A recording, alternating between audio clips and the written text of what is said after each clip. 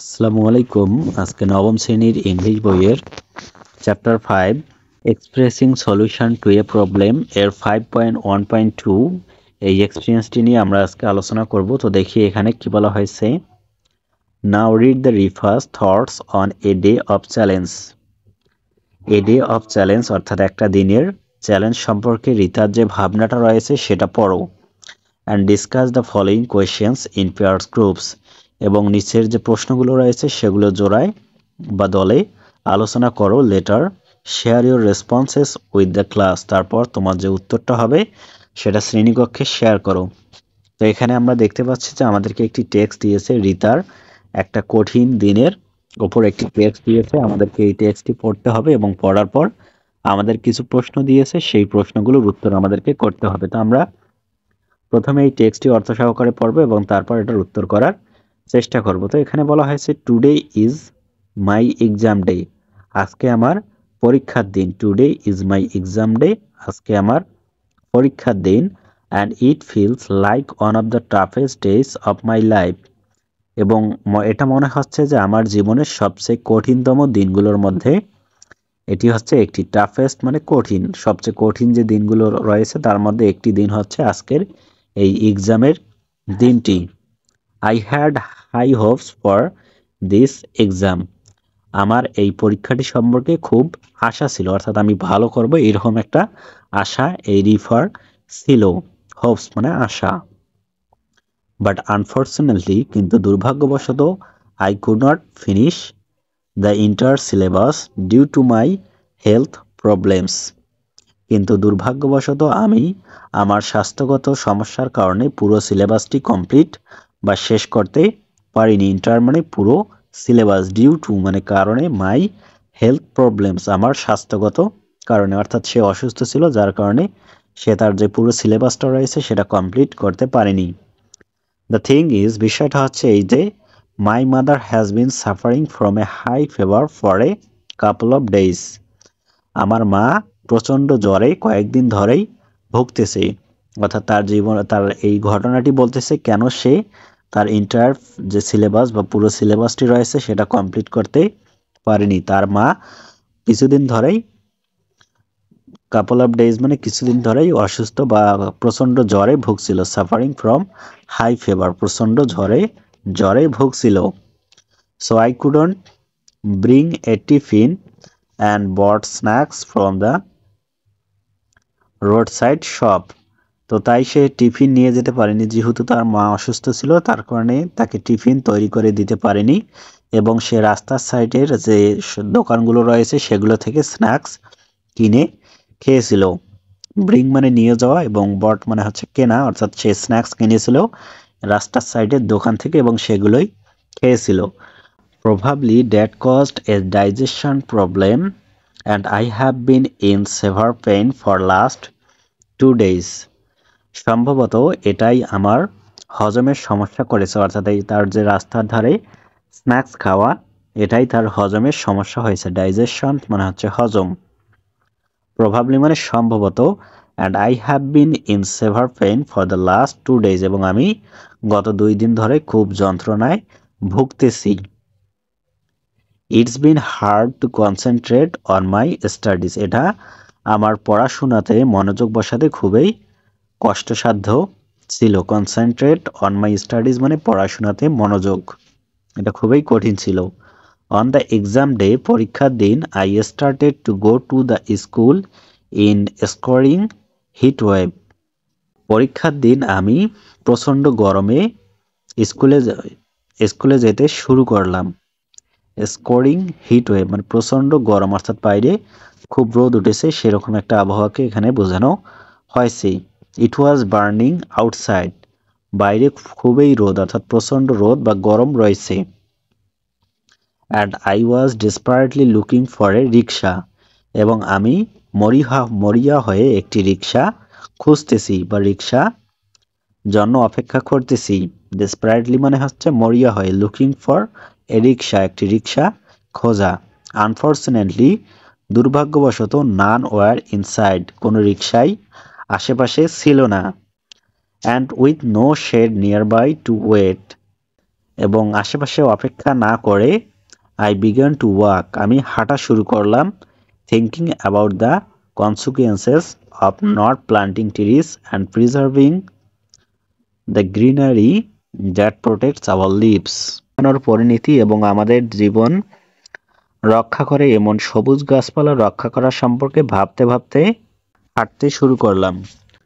অর্থাৎ এখানে যেহেতু সে প্রচন্ড রোদের মধ্যে হাঁটতেছে, তার কারণে সে যে গাছ লাগানোর যে ফলাফল, গাছ না লাগানোর যে ফলাফলটা রয়েছে, যেহেতু মানুষ এখন গাছপালা না লাগাচ্ছে, তার কারণে যে ফলাফলটা রয়েছে, অর্থাৎ এই প্রচন্ড রোদ বা বৃষ্টি না হওয়া, সেটার ফলাফল সম্পর্কে ভাবতেছে এবং preserving the greenery that protects our lives, এবং সবুজ যে প্রকৃতিটা রয়েছে যেটা আমাদের রক্ষা করে, সেটা সম্পর্কে সে ভাবতে ভাবতে হাঁটতে শুরু করলো। গ্রিনারি মানে সবুজ, প্রোটেক্টস মানে রক্ষা করা, কনসিকুয়েন্সেস মানে ফলাফল।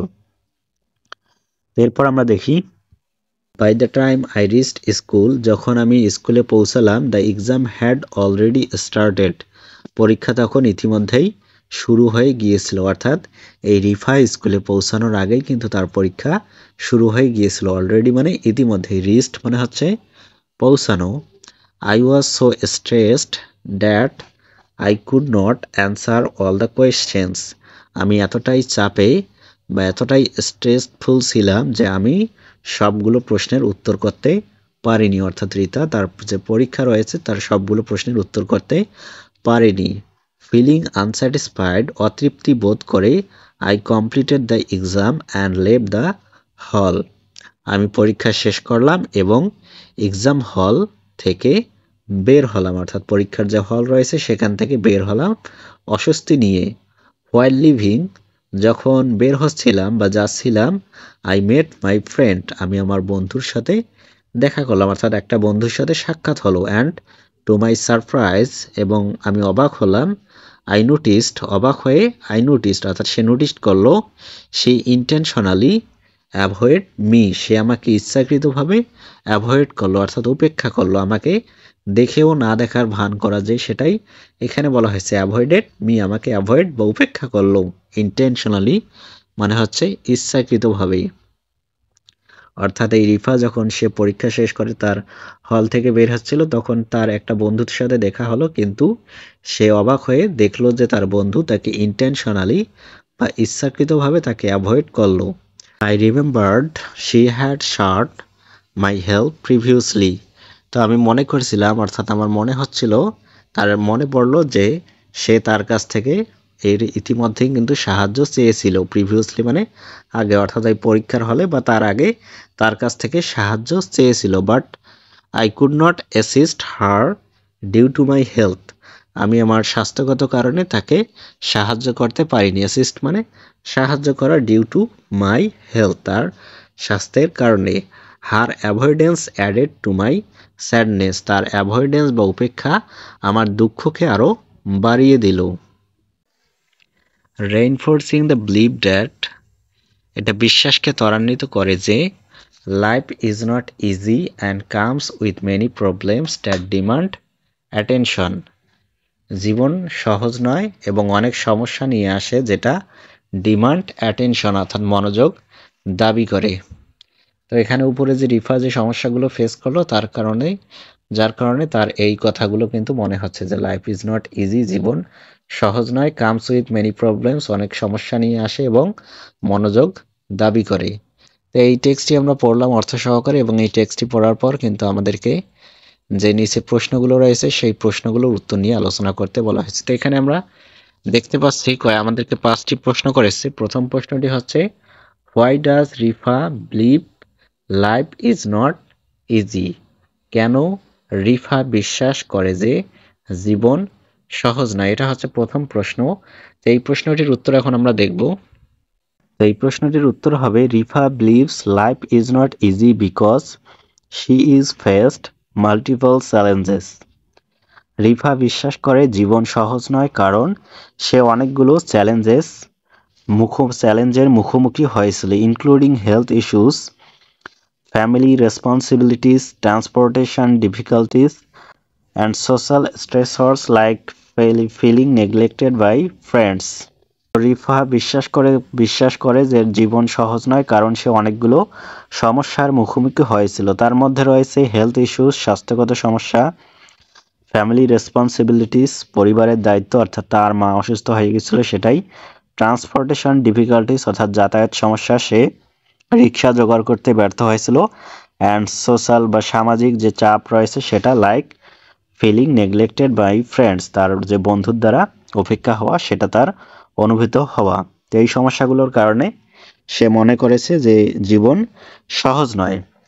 তো এরপরে বি নম্বর প্রশ্নটি আমরা যদি দেখি তাহলে আমরা দেখব এখানে বলা হয়েছে what are the problems do you notice in her life, কোন কোন সমস্যাগুলো তুমি তার জীবনে নোটিশ করেছো।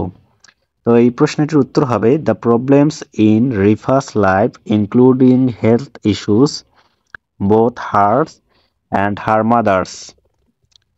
তো রিফার যে প্রবলেমগুলো রয়েছে সেগুলোর মধ্যে অন্তর্ভুক্ত হচ্ছে হেলথ ইস্যু, স্বাস্থ্যগত, তার এবং তার মায়ের, অর্থাৎ তারও স্বাস্থ্যগত সমস্যা এবং তার মায়েরও অসুস্থজনিত সমস্যা ছিল। Academic stress due to incomplete preparation for exam, academic stress অর্থাৎ তার পড়াশোনার চাপ, কারণ সে প্রিপারেশনের যে সিলেবাসটা রয়েছে সেটা কিন্তু সে পুরোপুরি কমপ্লিট করতে পারেনি। ট্রান্সপোর্টেশন ডিফিকাল্টিস, যাতায়াতের সমস্যা, কারণ সে রিক্সা জোগাড় করতে পারেনি। And social stress from feeling unable to help her friend, এবং সামাজিক চাপ, যেটা তার বন্ধু তাকে সাহায্য করতে চায়নি, যার কারণে সে এই স্ট্রেস বা চাপটা অনুভূত করেছে। তো এই সমস্যাগুলোই কিন্তু তার যে জীবনে ছিল মূলত। এটাই কিন্তু আমরা যে উপরে যে টেক্সটটি পড়লাম সেই টেক্সট থেকে আমরা বুঝতে পারলাম। এরপরে আমাদেরকে 3 নম্বরে যে প্রশ্নটি করা হয়েছে সেটা হচ্ছে 3 নম্বর প্রশ্নটি আমরা যদি দেখি, do you face problems like Rifa, if so what are they, তুমিও কি রিফার মতো কোনো প্রবলেম ফেস করো বা মুখোমুখি হও, যদি হ্যাঁ হয় তাহলে সেগুলো কি। তো এটার উত্তর হবে like Rifa I ran into a problem on day, রিফার মতো আমিও একটি সমস্যায় একদিন পড়েছিলাম। On day on the day of one of my exams, একদিন আমার এক এক্সামের দিনে বা পরীক্ষার দিনে a tree fell on the road to our college in a storm, একটা ঝড়ে আমাদের যে কলেজ যাওয়ার যে রাস্তা, অর্থাৎ তোমরা এখানে স্কুল পড়ে স্কুল দিতে পারো, স্কুল যাওয়ার যে রাস্তা রয়েছে সেখানে গাছ পড়ে গিয়েছিল। বিকজ অফ দ্যাট, যার কারণে I was late in reaching the exam hall, আমি পরীক্ষার হলে দেরিতে পৌঁছেছিলাম। And I did not perform well in the exam, এবং আমি পরীক্ষায় খুব ভালো লিখতে পারিনি। Which had a negative impact on my results, যেটা আমার রেজাল্টে নেগেটিভ বা নেতিবাচক প্রভাব ফেলেছিল।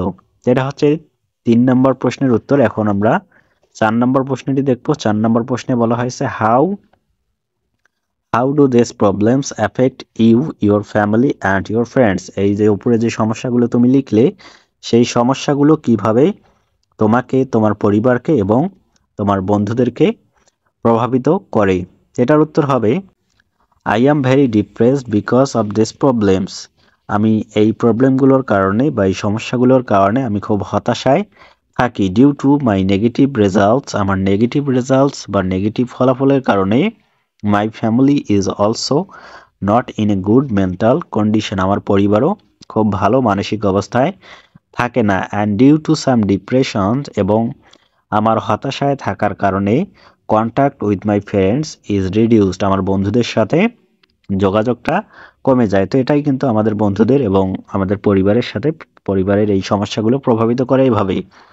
তো এরপর সবশেষের প্রশ্নটি অর্থাৎ 5 নম্বর প্রশ্নটি, how do you solve this problems, তুমি কিভাবে এই সমস্যাগুলো সমাধান করো।